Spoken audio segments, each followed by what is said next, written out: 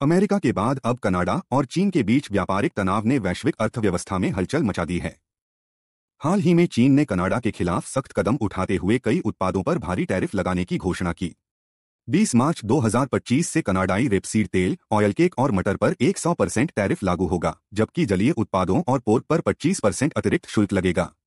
यह कदम अमेरिका चीन trade war की अगली कड़ी है, जहां डोनाल्ड ट्रंप ने कनाडा, मैक्सिको और चीन पर आयात शुल्क बढ़ाकर वैश्विक व्यापार को प्रभावित किया था। अब कनाडा और चीन का यह संघर्ष पूरी दुनिया के लिए चुनौती बन गया है। यह स्थिति तब शुरू हुई जब कनाडा ने पिछले साल अक्टूबर में चीनी इलेक्ट्रिक वाहनों ईवी, स्टील और एल्यूमिनियम पर 100% टैरिफ लगाया। कनाडा का यह फैसला अमेरिकी दबाव और घरेलू उद्योगों को बचाने की कोशिश का नतीजा था। जवाब में बीजिंग ने इसे अपने हितों पर हमला माना और कनाडा के खिलाफ कार्रवाई की। विशेषज्ञ मानते हैं कि यह सिर्फ प्रतिक्रिया नहीं बल्कि रणनीति भी है।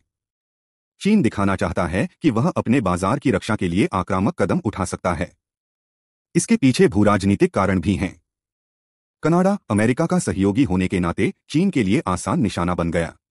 अमेरिका द्वारा टैरिफ में ढील की संभावना ने भी चीन को यह कदम उठाने के लिए प्रेरित किया। इस ट्रेड वॉर में पर्यावरण और तकनीक का मुद्दा भी जुड़ा है।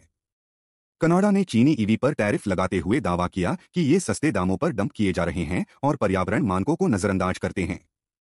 चीन इसे संरक्षणवाद मानता है। ऊर्जा और खाद्य सुरक्षा भी इस तनाव का हिस्सा हैं। रेपसीड तेल और पोर्क पर टैरिफ से व्यापार के साथ साथ खाद्य कीमतें प्रभावित होंगी, जो आर्थिक और सामाजिक संकट को जन्म दे सकता है। इस तनाव का असर कनाडा और चीन तक सीमित नहीं रहेगा। वैश्विक आपूर्ति श्रृंखला, जो कोविड-19 और रूस-यूक्रेन युद्ध से पहले ही प्रभावित है, और दबाव में आ सकती है। कनाडा से रेपसीड तेल का आयात कम होने से एशिया में खाद्य तेलों की कीमतें बढ़ेंगी। चीनी स्टील और ईवी की सप्लाई घटने से ऑटोमोटिव और निर्माण उद्योग प्रभावित होंगे। अगर कनाडा जवाबी टैरिफ बढ़ाता है तो यह पूर्ण व्यापार युद्ध में बदल सकता है। इससे विश्व व्यापार संगठन WTO की प्रासंगिकता पर सवाल उठेंगे, क्योंकि बड़े देश नियम तोड़ रहे हैं। कुछ देश इसका फायदा उठा सकते हैं। ऑस्ट्रेलिया और ब्राजील कनाडा की जगह चीन को कृषि उत्पाद सप्लाई कर सकते हैं। भारत के लिए यह स्थिति चुनौती और अवसर दोनों है। कनाडा चीन तनाव से भारतीय कृषि क्षेत्र को फायदा हो सकता है। अगर चीन कनाडाई रेपसीड तेल का आयात कम करता है तो भारत तिलहन, सरसों तेल और सोयाबीन तेल का निर्यात बढ़ा सकता है। चीनी स्टील और ईवी पर कनाडाई टैरिफ से भारत के स्टील और ऑटोमोटिव उद्योग को नए बाजार मिल सकते हैं। भारत की मेक इन इंडिया योजना को गति मिल सकती है।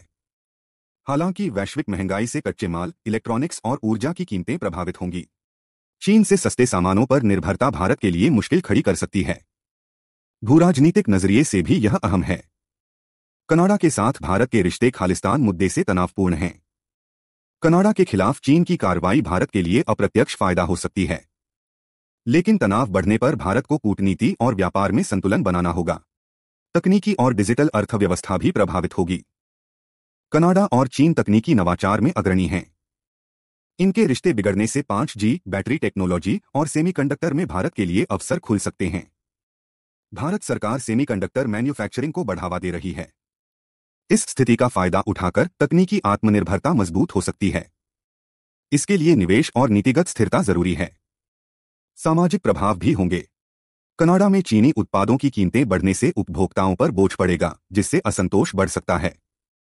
चीन में कनाडाई उत्पादों के विकल्प तलाशे जाएंगे, जिससे स्थानीय उद्योगों को फायदा होगा।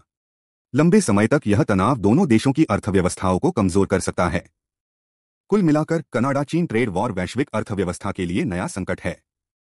यह व्यापार, कूटनीति, पर्यावरण, तकनीक और सामाजिक स्थिरता को प्रभावित करेगा। भारत के लिए यह जोखिम और संभावनाओं का मिश्रण है। सही नीतियों से भारत इस संकट को अपने पक्ष में मोड़ सकता है। इसके लिए दूरदर्शिता, तेज निर्णय और वैश्विक मंच पर मजबूत मौजूदगी जरूरी है। आने वाले महीने इस ट्रेड वॉर के असर को स्पष्ट करेंगे, लेकिन यह साफ है कि दुनिया बड़े बदलाव की ओर बढ़ रही है।